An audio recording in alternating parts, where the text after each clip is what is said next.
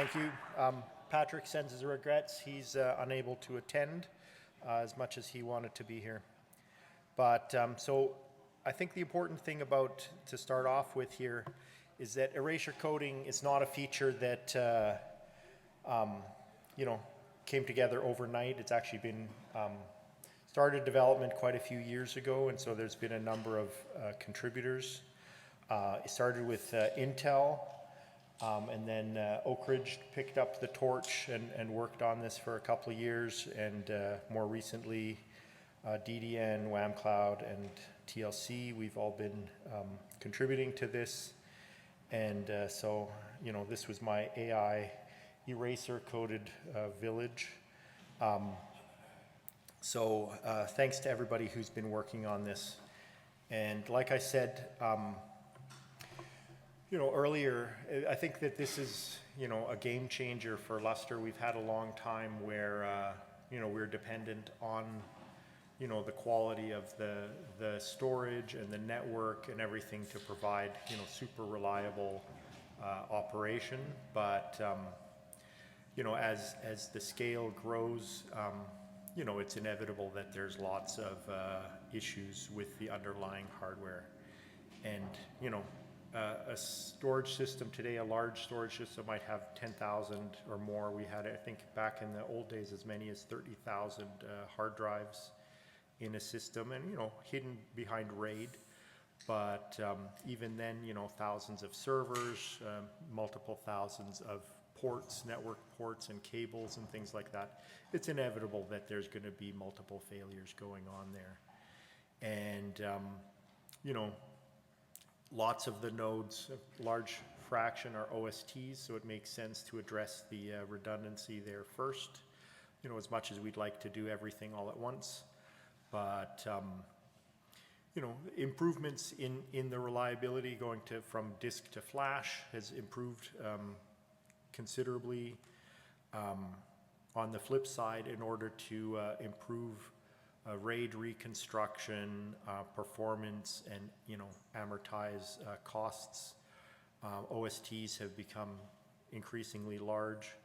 I looked back in my slides. I made a presentation years ago about the history of Lustre, and the first file system, MCR, at Lawrence Livermore was like 128 terabytes or something like that. And now, we're getting to the point where individual NVMe flash devices are, almost 100 terabytes. And, we're into the multi-petabytes per OST. And so, that gives us some savings. We don't have to have, a million hard drives in our storage. But, and we've done things with multi-rail LNet routing to give improved network reliability. But again, it still needs a higher level. And so, the goal is to exceed the reliability of the underlying parts. So what can we do here? Is add redundancy at the Lustre level inside the file system, rather than being based on a whole bunch of reliable components. And so we want to be able to withstand the loss or unavailability of multiple OSTs concurrently, and still be able to access the file data. And so, as I was saying earlier, we don't necessarily expect to solve every problem in the first go, but essentially, to continual improvement towards the redundancy and availability. And so with the Lustre erasure coding, we've had redundancy added on a per file level. And so that allows you to configure redundancy, based on your application and your workload. These files, are scratch and they don't need to live very long. They don't need redundancy. These files, are permanent and they need to withstand, multiple unavailability. And, we've had file level mirroring for a number of years already. And it's there. I mean, people are using it for various different reasons, but you know, the reason it's not widespread, you have a petabyte file system, you don't necessarily have, you know, 2 extra petabytes to, you know, triple mirror your file system. And so erasure coding is the right way to go with this. And what that means is that we're going to be adding what's called delayed read-only erasure coding.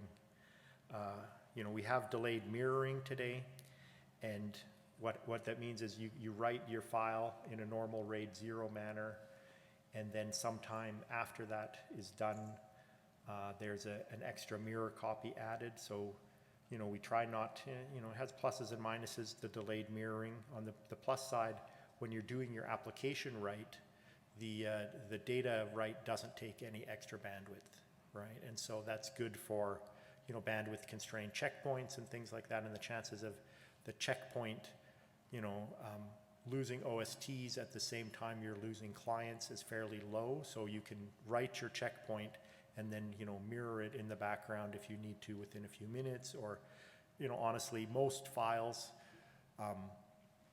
if you crash in the middle of writing a checkpoint, the checkpoint itself is not good, right? So as long as it gets out to the servers, then you can do the mirroring anywhere. And people are actually asking me, it's like, oh, can we delay the mirroring longer because they don't want to impact the workload that's running?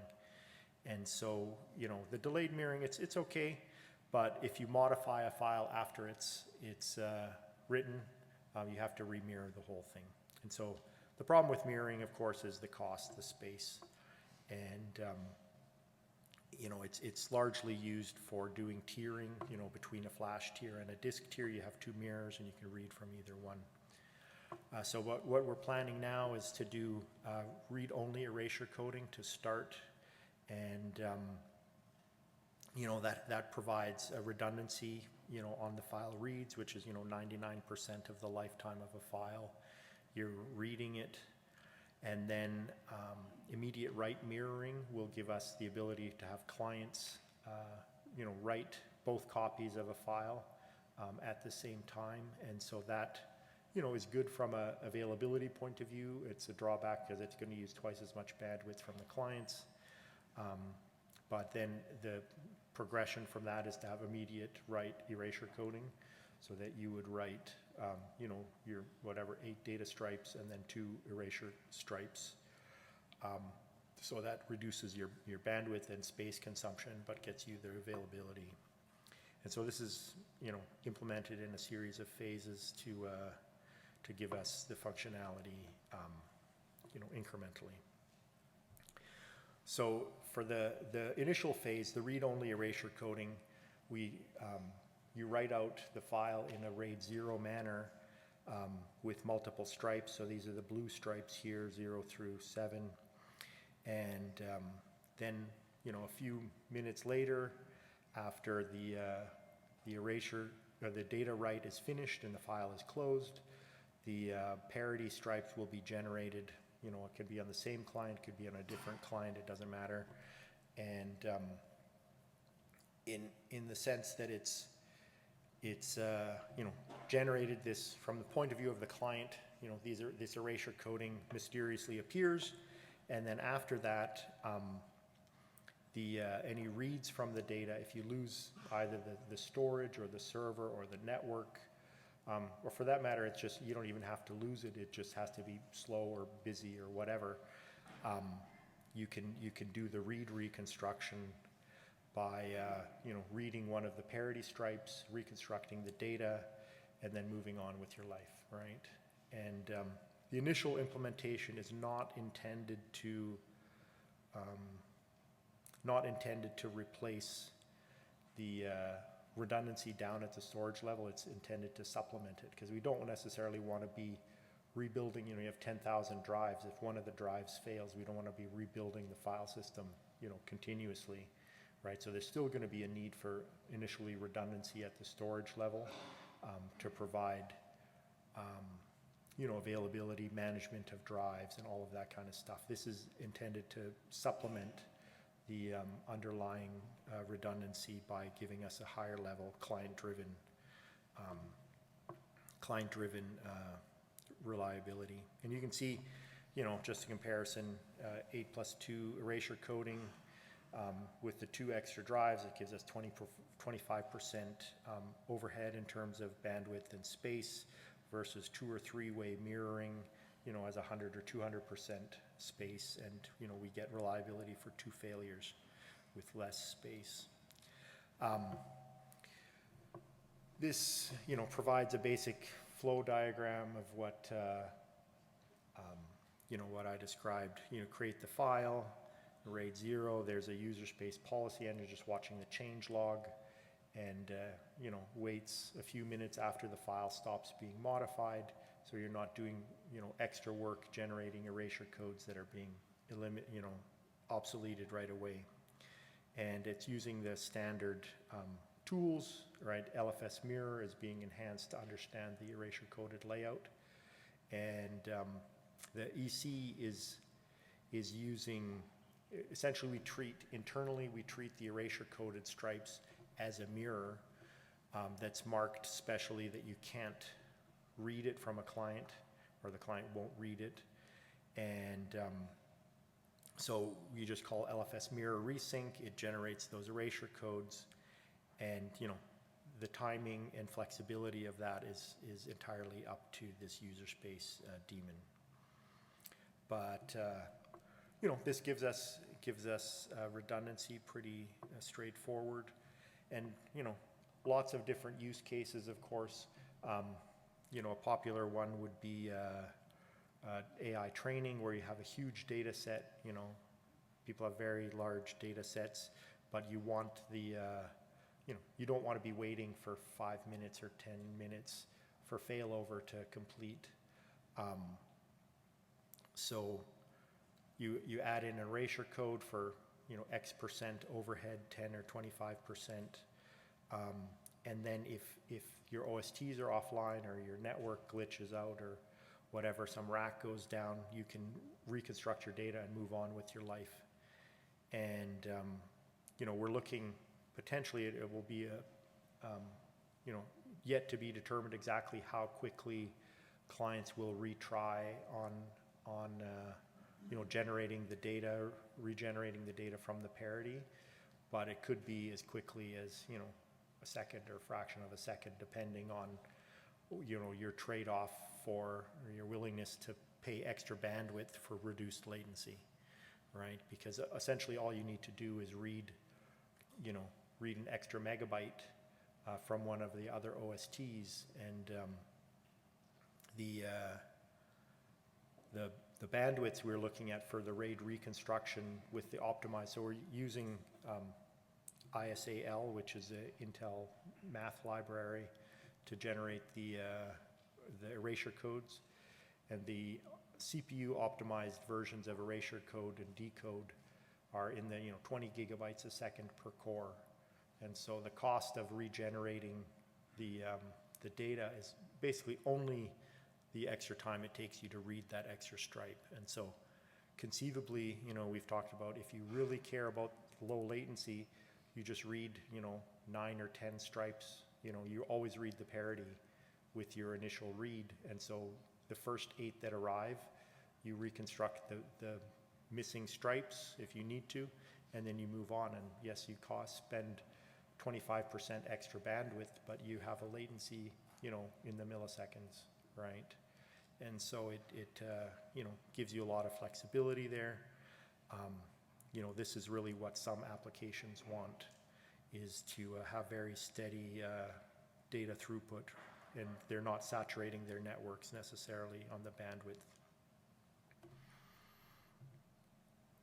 So it's not, the first phase is not perfect. I mean, well, probably even the last phase won't be totally perfect, but there are some limitations here. Of course, one is that in the 5 minutes between when you write your data initially until when the daemon runs the LFS mirror command in the background, there's no redundancy, right? And so that's not as bad as it seems. You would still have failover. It's not worse than what we have today. You would still have failover and you get your data after the OST comes back, right? And so, that it's not solving every problem, but it solves a huge part of a big problem.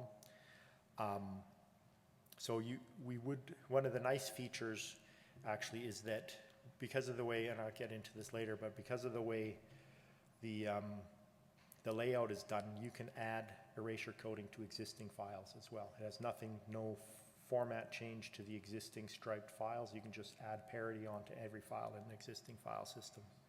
But you would have to opt in existing files to add in the erasure coding. And then the other thing is if you have like a PFL layout where it's 1/440 or whatever, 5,000 stripes, not 5,000, 2,000 stripes, the initial one stripe part of the file will be mirrored, right? Because you can't erasure code a one stripe file. So that's, neither here nor there. It's about 5 or 10% of the file system capacity is usually in the smallest files. And so, you can choose not to do this. You could choose to start with a 4-stripe layout, with the correspondent slight increase in overhead for stat and things like that. But mirroring this first part, and this will be transparent, it will be an erasure coded file, but it's just actually going to be a straight copy of the data. So it doesn't add any computational overhead. And the other more significant drawback is that if you have files that are continuously being modified, you're never going to be able to generate an erasure code for that file because the codes will become stale as soon as they're generated. And so that's, an issue with the delayed model. But, so what do we come up with? Immediate write mirroring is the solution for files that are being continuously modified. And so this allows the clients to send, 2 copies of the data to 2 stripes of the file. If either copy fails during the write, the other one can take over, so it will handle failures during write. But, it does have higher overhead. The nice thing is that even for, those files, if you want to have the redundancy immediately, you can, translate. It'll essentially be 2 RAID 0 copies of the file, and then you could build erasure codes for those in the background, and then drop one of the mirror copies when you don't need it anymore.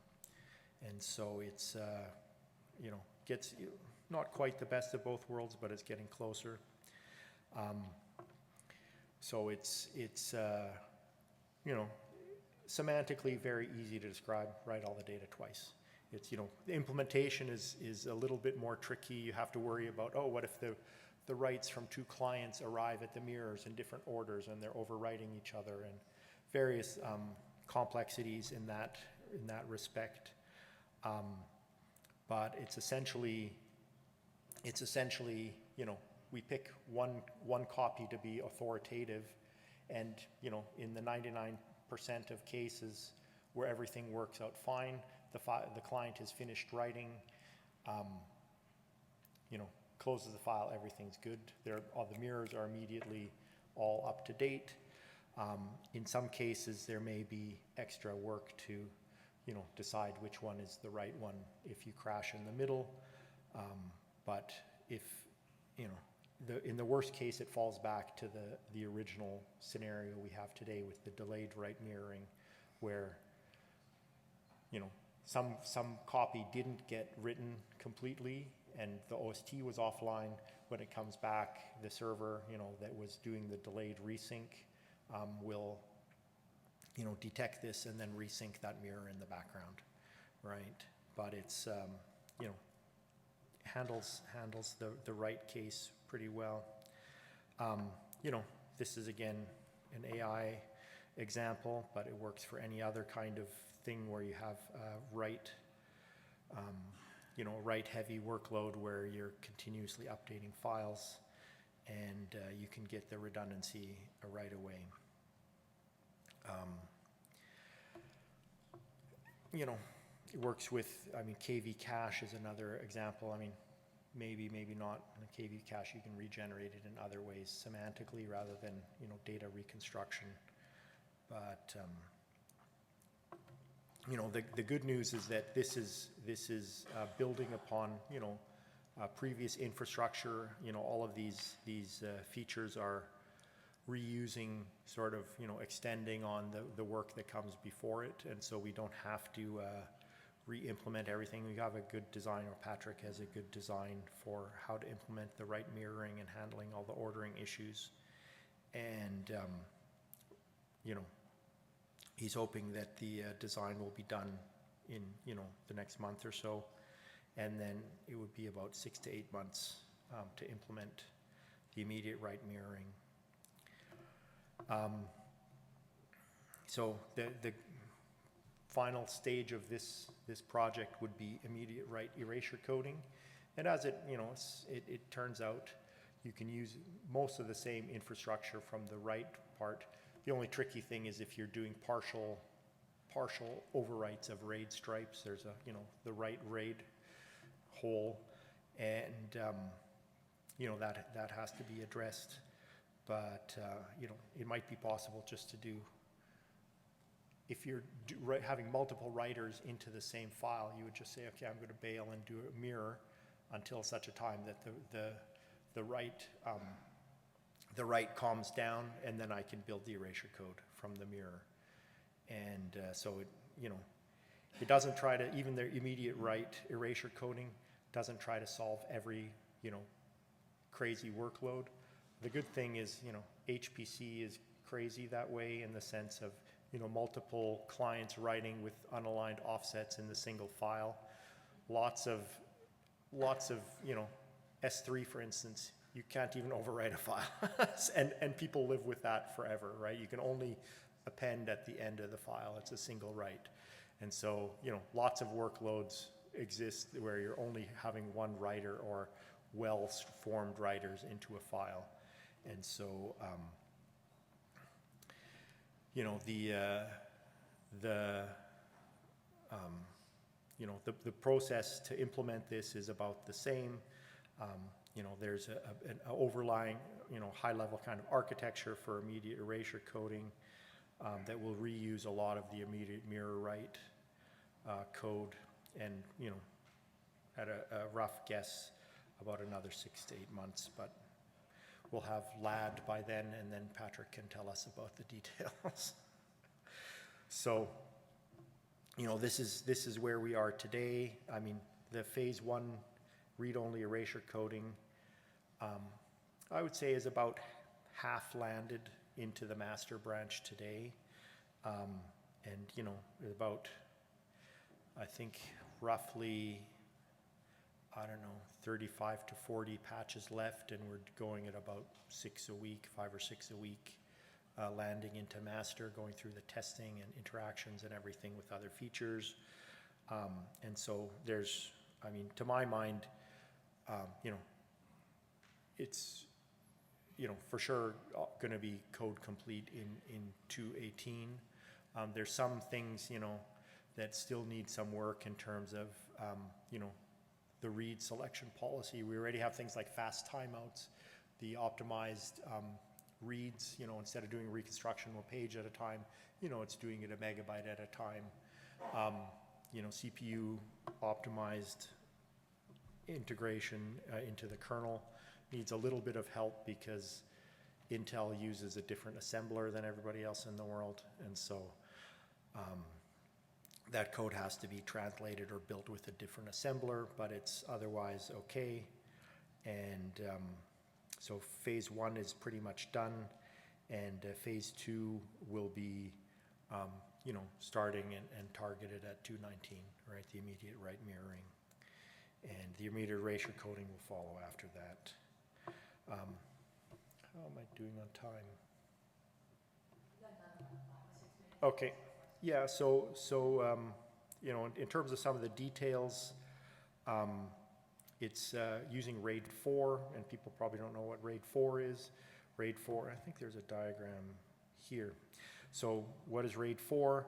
It's essentially taking, if you look at the blue columns, those are OST objects with data in them on each object, and then we have 2 separate OST objects which are the parity stripes. And the nice things with RAID 4 is that we can add, take the RAID 0 data stripes, add some parity stripes, and we don't have to reconstruct any of the data or move it or do anything with it. And we can add and remove the parity and still have regular RAID 0. If we were doing RAID 6, you see RAID 5 and 6, the parity is spread across the stripes or drives if you look at them for drives. But one of the reasons why RAID 6 and 5 are used for, low-level storage is because you only have a fixed set of drives, right? And you want to distribute your parity across all of the drives, so when you're reconstructing, you spread the read workload across all the drives. But because the Lustre level EC is done on a per file basis, we are already distributing. Each file will have a different layout. And so those two, even though it's a fixed parity stripe per file, the parity is actually going to be spread across all of the OSTs by the virtue of having different OST objects for every file. And so that gives us immediate declustered parity RAID. We get immediate hot space because we can use the free space anywhere in the file system to reconstruct objects, under OST failure cases. And so we get all of those benefits. What else? ISAL, so that's big, 20 gigabytes a second. So you can configure overhead on a per file basis. If you have nice, read mostly files, they're reading in 32 or 64 meg chunks, you can get down to, 10% or 5% overhead potentially if, you're only worried about a little bit of tail latency on the last read or one OST offline, but this is all configurable by the user. So one of the problems that we had to address is what if you have a file, say you have a file system with 32 OSTs, and you've got this existing file that's striped across all 32 OSTs because you want the maximum bandwidth and space distribution. You don't necessarily want to have to rebuild, if you have one OST offline, you don't want to have to read 32 megabytes to rebuild 1 megabyte of read. And so you can split up the file into 8 stripe-wide chunks and then build a parity for every 8 stripes in the file. And even if all of your OSTs are in use, you can overlap the parity from one set with the next data from the next OSTs and the RAID set, so that you still have redundancy within one RAID set, but you can overlap. And so this lets you write at the full 32 OST bandwidth, and then your redundancy is built, after the fact and doesn't use up your maximum bandwidth. And this applies, if you have 1,000 or whatever, you can't do 1,000 plus 100 erasure coding computations. It's mathematically intractable. And so, if you have 1,000 stripe file or a 2,000 stripe file, you can subdivide the RAID, the parity generation within that file. And it handles cases like, I wanted to do, 16 plus 3 erasure coding, but one of my OSTs is offline, and I only have 15 data OSTs or whatever. If your RAID stripe count doesn't match exactly with your data stripe count, it's 8 plus 2 and then 7 plus 2, it can handle those cases internally so that it, each RAID set is independent. What else? Parity is out of sync. This is the same as mirroring because it's the delayed write. The read policy, like I said, we haven't developed a specific read policy except for if you get it right now, it's just if you have a timeout on any read RPC, we don't keep on timing out on every next RPC, right? It will, once you've had any kind of issue with an OST, for the rest of the read of that file, it's just going to read from one of the parities, and the reconstruction is so fast you don't care about it, right? And yeah, we've done some testing. Basically, the read speed from a degraded read is equal to the read speed from a regular read. And but we're looking at having a fail fast policy that lets you say, 7 of the 8 reads have completed. I'll wait another 5% or 10% of time compared to the original reads, and then start reading the next one. Because we don't want to overload the servers just by always sending retry, but we also don't want it to have to tune or whatever. And I think this is the last one. So, keeping the same layout. The format changes are pretty simple. The new parity stripes get a flag. So the whole file is still accessible. If you have like say old clients, you can add in erasure coding onto existing files. Old clients will be able to read the old data. They won't be able to do anything with the erasure code, but they'll just ignore those components. And the erasure coded components will be flagged in a way that clients will ignore them, right?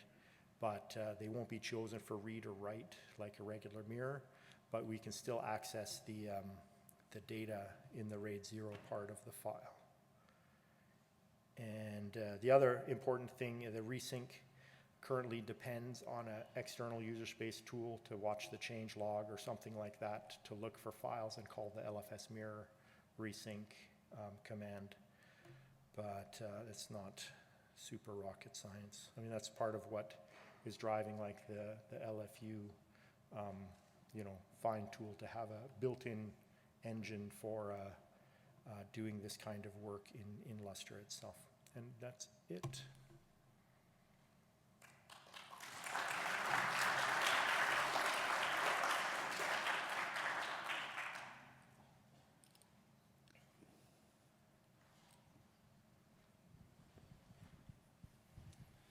Hey, Ellis Wilson, Microsoft.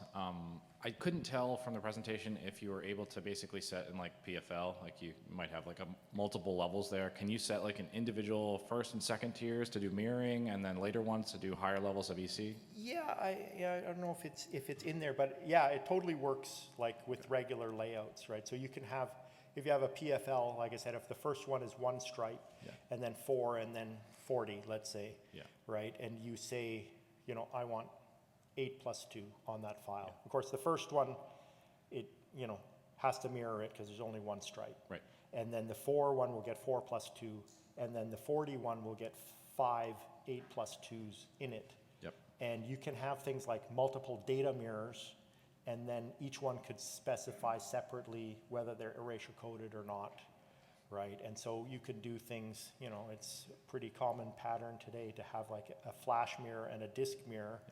And then so you create the flash and you write to the flash mirror first, and then your resync tool is going to see, okay, there's a disk mirror. I'm going to write the disk mirror, and then probably you would put the erasure code on the disk mirror, because if you lose the flash mirror, you can just read straight from the disk mirror anyways. You don't need to re-encode it.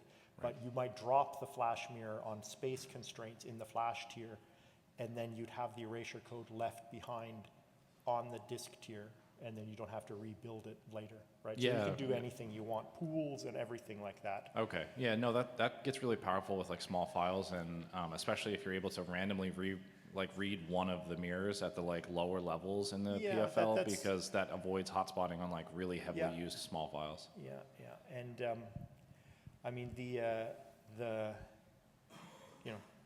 flexibility is good and bad, right? You want it to be easy for users, but you can set this. The nice thing is you can set the default layout to be erasure coded, but it won't populate the other mirrors until after the file is written, right? You don't have to add it in after the fact,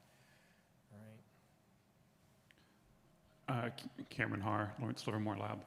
Is there a concept of failure domains so you don't have all your extra parity on the same JBOD? Yeah, and that's already been developed. I mean, so the simple solution that's been implemented right now is that each OST will get a failure domain number, and what you put in that number is totally up to you, right? But it just means that for each stripe in a RAID set will be on a different failure domain, right? So you could encode like a slot and a rack number or something like that, or different racks or different buildings for that matter. And then the MDS object allocator knows that, for these 8 datas plus the 2 parities, they can't share a failure domain. So in a small system, a failure domain might just be an OST, right? In a medium system, you might make each, enclosure rack unit to be a different failure domain, so you could withstand a full, drawer, controller, everything failure. In a big system, you might make it, each failure domain is a rack, right? So that if you lose the power supply, PDU, the top of rack switch, and all of those things will be on different failure domains. And so that's being done already for erasure code, but also for regular mirroring, so you can, have the same failure domains. It's not, I don't think it was done for MDTs yet, but, the concept is there. And you can do LFS DF, minus V, and it will show you the failure domains for the OSTs in the file system. Great, thank you.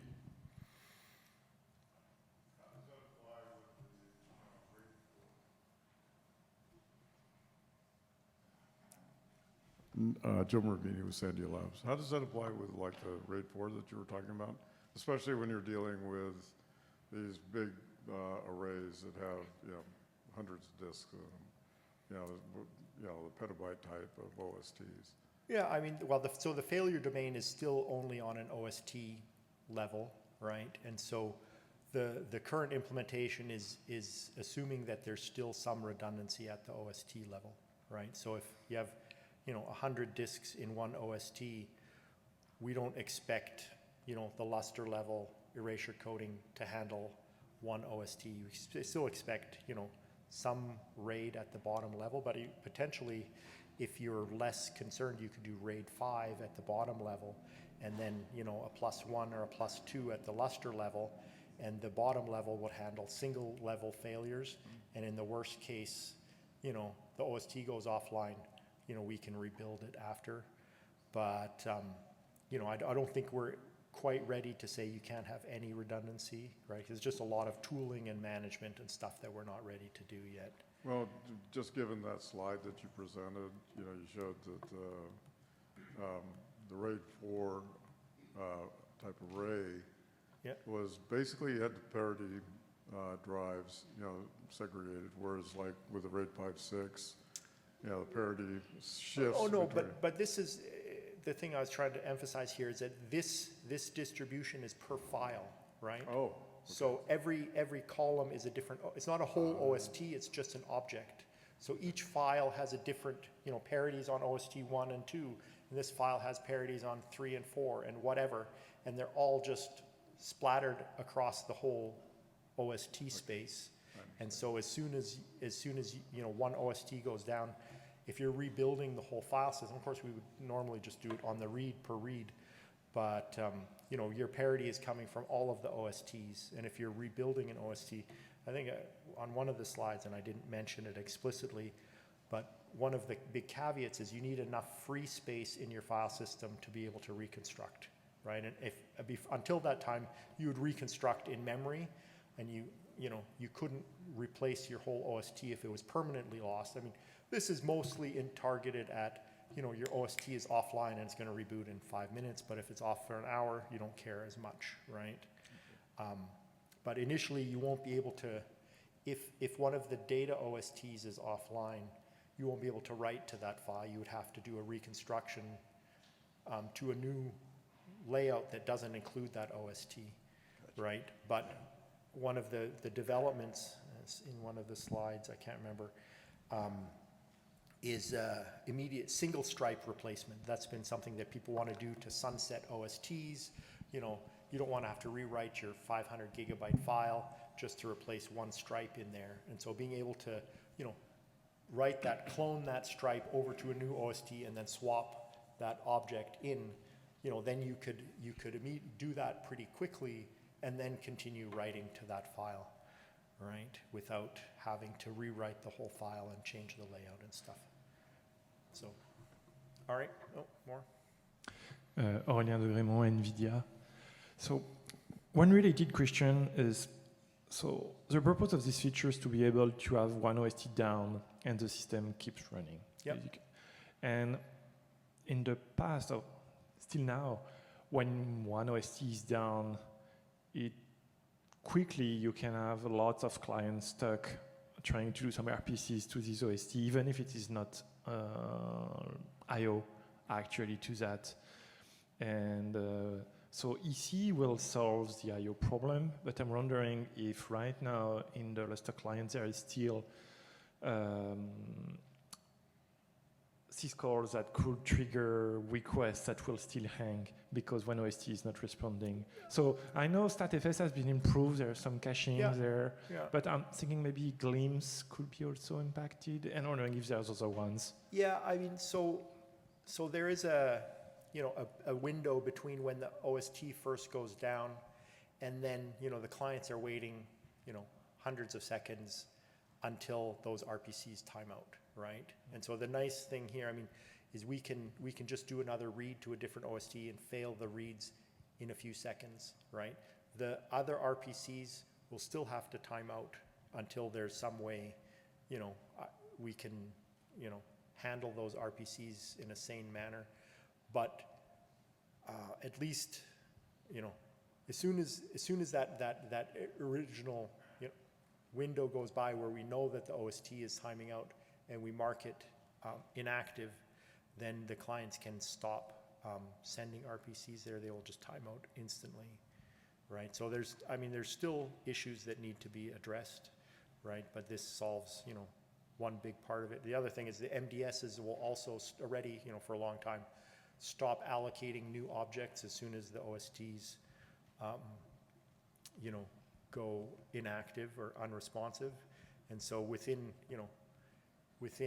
the regular failout period, you would be able to write any new files that wouldn't use that inactive OST, but it doesn't solve every problem, for sure. Yeah, basically I was wondering how far are we, when this feature is there, from an OST going down being almost transparent for the file system, for the applications. Yeah, I mean, I think that this is, an onion peeling kind of exercise, right? So we'll handle this, we'll handle the reads.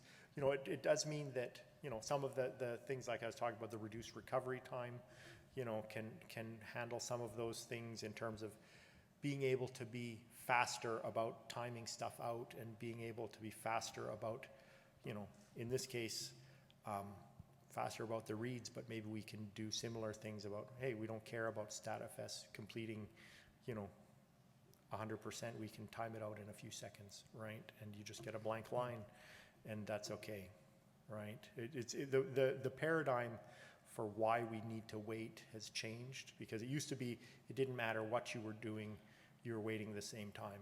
And so now if the important things are covered, like reading and writing, then, maybe we can be more severe about timing other things out more quickly, right? Your glimpse, why do you need the glimpse? Well, we can reconstruct the size from somewhere else, right? And it will need some work, but I think it at least gives us a starting point. Okay. Thank you.